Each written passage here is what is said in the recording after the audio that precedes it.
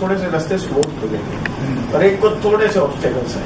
Yes, but अगर कर्म करने के उसमें वो पड़े तो वो लड़का भी बहुत आगे जा सकता है। कर्मा का जो इफेक्ट है ना मैडम, लाइव प्रोग्राम चल रहे हैं उसमें कितनी फैमिलीज आ रही है जो अभी अमीर के घर में पैदा हुआ है वो तो पहले दिन से कंफर्ट ले रहा है because he has done the work.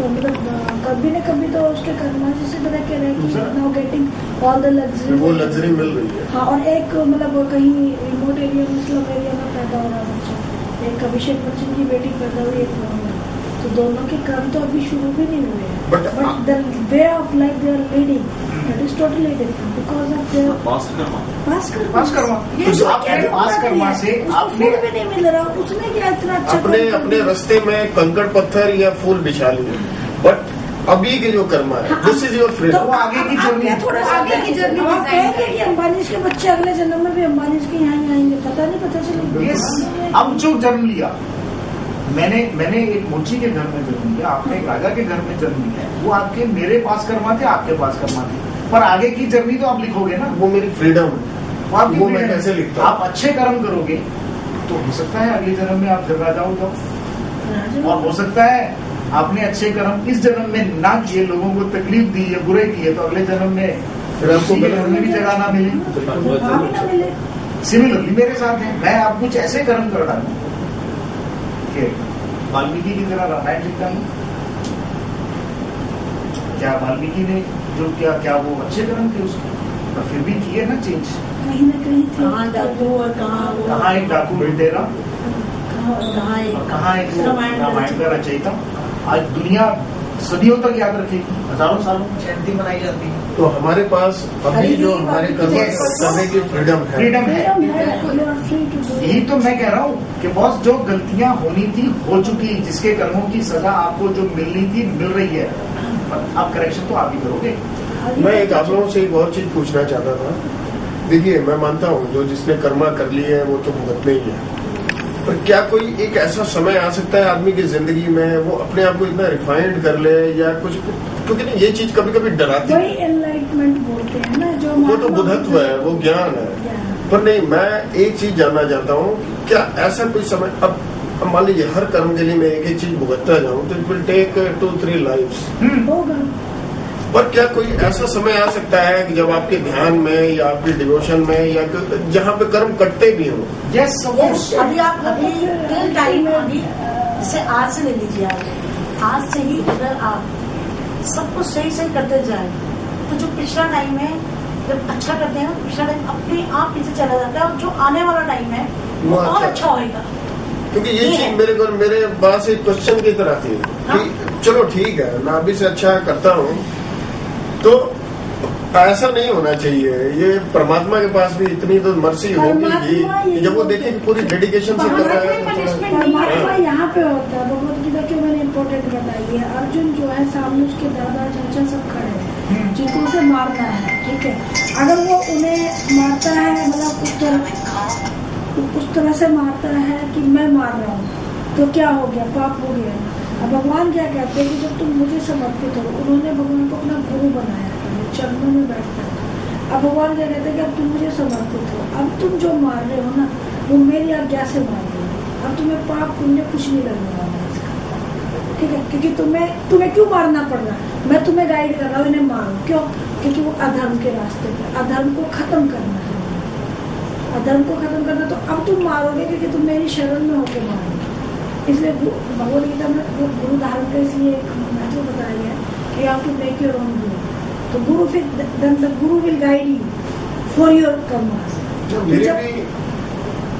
मैं साईं बाबा को मानता हूँ, तो मैं उनकी एक बुक पढ़ता हूँ जिसमें उन्होंने कहा है कि जिस समय आप, जो आपने बात कही कि जब हम जैसे वो कृष्ण को समर्पित हो गए, तो उन्होंने भी कहा कि जब आप अपने गुरु को या किसी को भी समर्पित होते हो ना, तो उसमें और आपकी जो डिवोशन है उसमें इतनी सामर्थ्य होती है कि वो आपके पास्ट कर्मा को depends on your dedication. Yes. ये कोई पैसे का लेन देन नहीं है, आपने धोखे से ले लिया पैसे। बाबा जी तो कहते हैं कि अपने गुरु के प्रति ही समर्पित हो, उसी पे विश्वास रखो, आप दूसरे तो वो आपके कर्म करते हैं।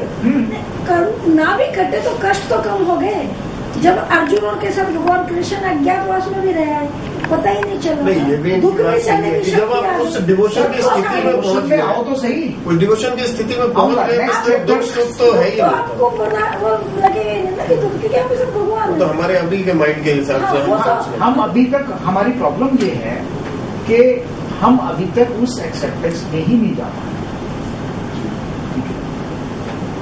अभी टीवी सीरियल चल रहा है बुद्धा आजकल, अगर हम में से किसी ने देखा हो तो बुद्ध का जब जन्म हुआ है, अभी गोद में है, राजा की गोद में है, और राज ज्योतिषी आते हैं, राजगुरु, वो उसके दर्शन करने, बच्चे के दर्शन करने के लिए। राजा कहता है कि मैं अपने बेटे को चक्रवर्ती सम्राट बनाऊंगा, बहुत शक्तिशाली होगा, बहुत सब कुछ करेगा, ठीक है।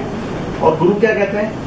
कहता है तू उसका भविष्य बदलने चला है, जो दुनिया का भविष्य बनाने आया है, जो सृष्टि का रचयिता है। और राजा जितना मर्जी जोर लगा ले, और बुद्ध ने जो जन्म लिया है उस घर में, वो तो सन्यासी बनना है उसने, तो कह गए थे राजा जी।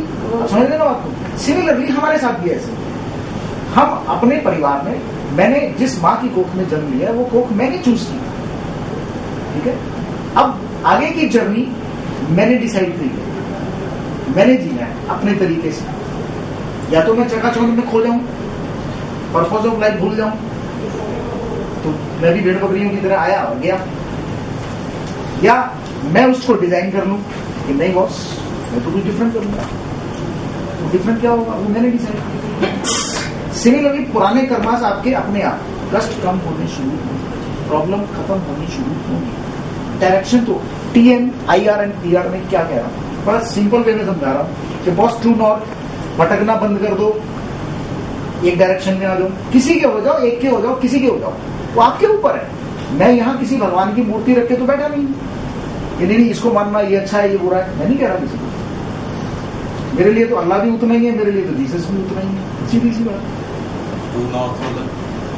सही दिशा ढूंढो, राइट डायरेक्शन, कहाँ जाना है। एक फ्रेम तो बनाओ, पर्पस ऑफ लाइफ, एक फ्रेम तो बनाओ कि बॉस इस मुकाम तक पहुंचना है। अब आपके दाएं में पार्टनर धोखा दे रहा है, अब आपके बाएं में आपकी वाइफ साथ नहीं दे रही, छोड़ दो, तुम्हारा फोकस तो बनाओ पहले। फोकस है नहीं हमारा, टारगेट हमारा है नहीं, और हम दाएं बाएं भटक रहे हैं। यार अब ये कुछ ऐसा करेगा, या ये कुछ वैसा करेगा, या ये डिस्टर्ब कर रहा है, आप डिस्टर्बेंस में अटके हुए। अदर ओरिएंटेड क्यों है अदर ओरिएंटेड? क्योंकि फोकस नहीं है, दिशा नहीं है। जिस दिन आपने दिशा बना ली, दाएं बाएं दिखेगा ही नहीं। रेस के घोड़े में और टांगे के घोड़े में क्या फर्क होता है? एक चीज और नहीं है, बंदा फ्यूचर के हिसाब से काफी डरता है। और वो डर के आऊंगा उस पर भी आऊंगा। रेस के घोड़े में और टांगे के घोड़े में क्या फर्क होता है? क्या लगा?